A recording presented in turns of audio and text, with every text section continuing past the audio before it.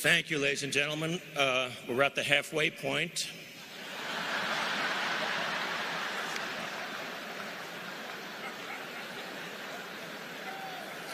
I was clean-shaven when this started.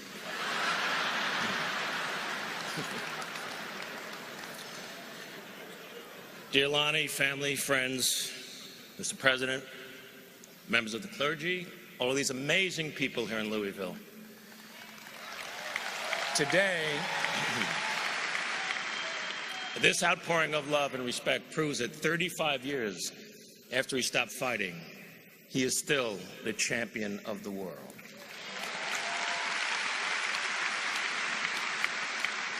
Last week, when we heard the news, time stopped. There was no war, there were no terrorists, no global catastrophes. The world stopped, took a deep breath, and sighed. Since then, my mind has been racing through my relationship with this amazing man, which is now 42 years that I know him. Every moment I can think of is cherished, and while others can tell you of his accomplishments, he wanted me to speak and tell you of some personal moments that we had together. I met him in 1974. I was just getting started as a stand-up comedian and struggling, but I had one good routine. It was a 3-minute conversation between Howard Cosell and Muhammad Ali, where I would imitate both of them. Ali had just defeated George Foreman and regained the heavyweight title. Sport magazine made him the man of the year, and Dick Schaap, a wonderful writer and a great man, was the editor for Sport, and he was going to host this televised dinner honoring Muhammad Ali.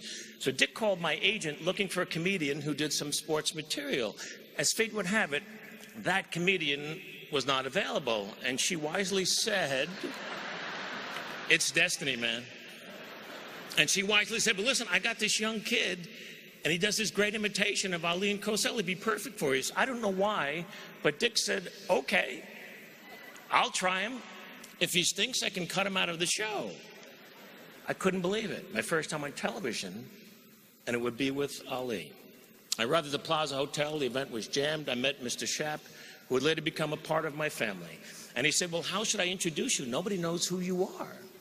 And I said, "Just say I'm one of Ali's closest and dearest friends." And my thought was, I'll get right to the microphone, go into my Howard Cosell, and I'll be fine.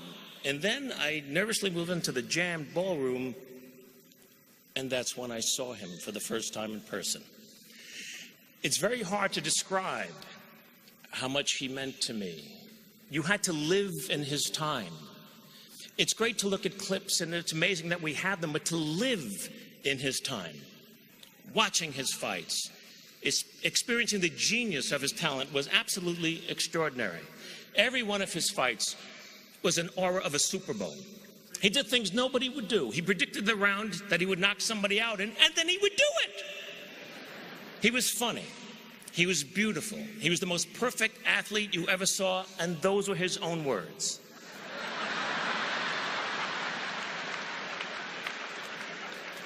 But he was so much more than a fighter as time went on. With Bobby Kennedy gone, Martin Luther King gone, Malcolm X gone. Who was there to relate to when Vietnam exploded in our face? There were millions of young men my age, eligible for the draft for a war that we didn't believe in, all of us huddled on the conveyor belt that was rapidly feeding the war machine. But it was Ali who stood up for us by standing up for himself. And after he was stripped of the title, and the right to fight anywhere in the world, he gave speeches at colleges and on television that totally reached me. He seemed as comfortable talking to kings and queens as the lost and unrequited. He never lost his sense of humor, even as he lost everything else. He was always himself, willing to give up everything for what he believed in. And his passionate rhetoric about the life and plight of black people in our country resonated strongly in my house. I grew up in a house that was dedicated to civil rights. My father was a producer of jazz concerts in New York City and was one of the first to integrate bands in the 40s and 50s. Jazz musicians referred to my dad as the Branch Rickey of jazz. My uncle and my family, Jewish people, produced Strange Fruit, Billie Holiday's classic song describing the lynching of African Americans in this country. And so I felt him. And now there he was, just a few feet from me. I couldn't stop looking at him, and he seemed to like glow, and he was like in slow motion, his amazing face, smiling and laughing. I was seated a few seats from him on the dais, and in the room were all of these athletes in their individual sports, great ones. Gino Marchetti of the Baltimore Colts, Franco Harris of the Steelers, Archie Griffin, who had won the Heisman from Ohio State, literary legends, Neil Simon, George Plimpton, all on the dais, fawning over Ali, who then looked at me with an expression that seemed to say, "What is Joel Grey doing here?" Mr. Shapp introduced me as one of Ali's closest and dearest friends. 2 people clapped. My wife and the agent. I rose, Ali still staring at me. I passed right behind him, got to the podium, went right into the Cosell. Hello, everyone. Howard Cosell coming to you live from Zaire. Some would pronounce it Zaire. They're wrong. It got big laughs. And then I went into the Ali. Everybody's talking about George Foreman. I want to talk about George Foreman. George Foreman was ugly. He's so slow. George was slow. I come out, voop, voop, voop. And then I rope-a-dope George, and I'm still fast at 33 years of age. I'm so fast I can turn off the lights, be in my bed before the room gets dark.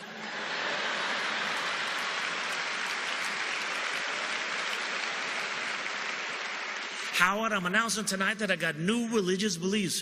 From now on, I want to be known as Izzy Yiskowitz. I am now an Orthodox Jew. Izzy Yiskowitz, I am the greatest of all time. The audience exploded. See, no one had ever done him before. And here he was, a white kid from Long Island, imitating the greatest of all time, and he was loving it. When I was done, he gave me this big bear hug, and he whispered in my ear, "You're my little brother." Which is what he always called me until the last time that I saw him. We were always there for each other. If he needed me for something, I was there. He came to anything I asked him to do. Most memorable, he was an honorary chairman for a dinner and a very important event where I was being honored by the Hebrew University in Jerusalem. He did all of this promotion for it. He came to the dinner. He sat with my family for the entire evening. He took photographs with everybody. The most famous Muslim man in the world honoring his Jewish friend. And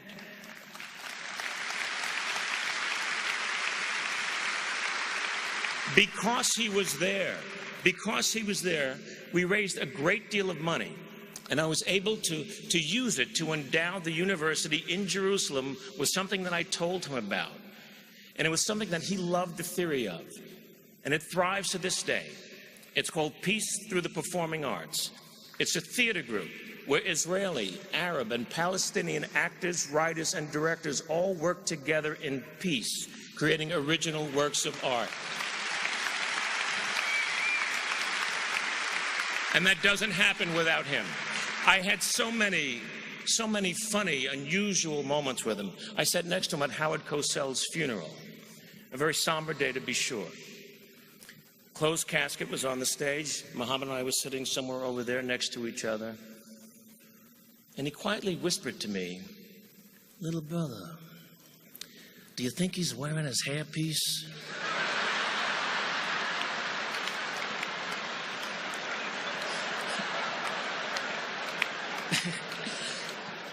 So I said, I don't think so. Well, then how will God recognize him?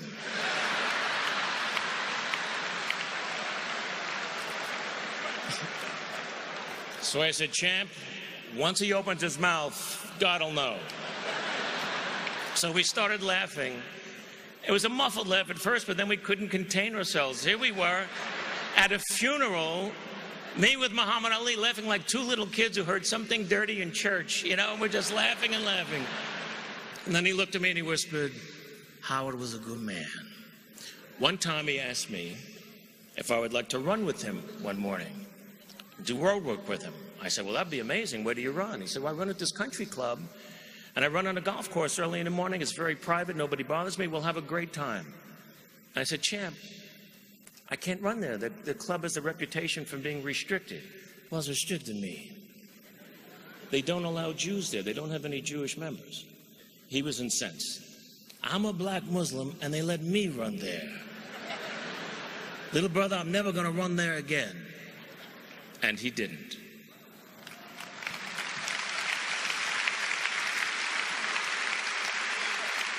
My favorite memory perhaps was 1979.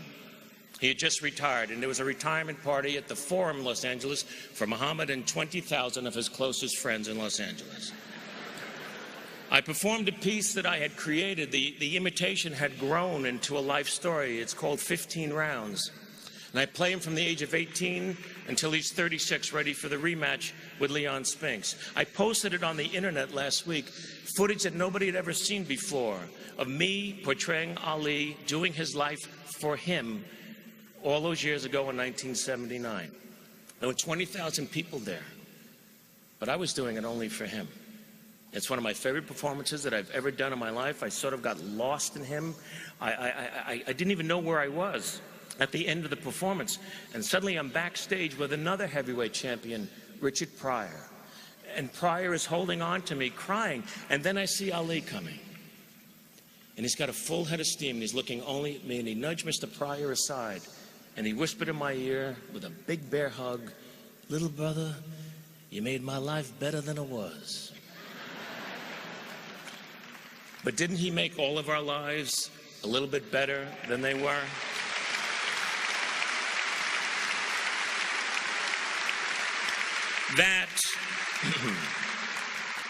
That, my friends, is my history with a man. And I've labored to come up with a way to describe the legend. He was a tremendous bolt of lightning, created by Mother Nature out of thin air, a fantastic combination of power and beauty. We've seen still photographs of lightning bolts at the moment of impact, ferocious in its strength, magnificent in its elegance. And at the moment of impact, it lights up everything around it, so you can see everything clearly. Muhammad Ali struck us in the middle of America's darkest night, in the heart of its most threatening gathering storm. His power toppled the mightiest of foes, and his intense light shined on America. And we were able to see clearly injustice, inequality, poverty, pride, self-realization, courage, laughter, love, joy, and religious freedom for all. Ali forced us to take a look at ourselves. This brash young man who thrilled us, angered us, confused, and challenged us ultimately became a silent messenger of peace, who taught us that life is best when you build bridges between people, not walls.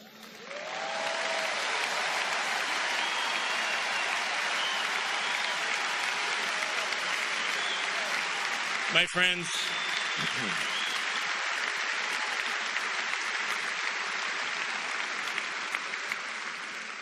friends, only once in 1,000 years or so do we get to hear a Mozart or see a Picasso, read a Shakespeare. Ali was one of them. And yet, at his heart, he was still a kid from Louisville who ran with the gods and walked with the crippled and smiled at the foolishness of it all.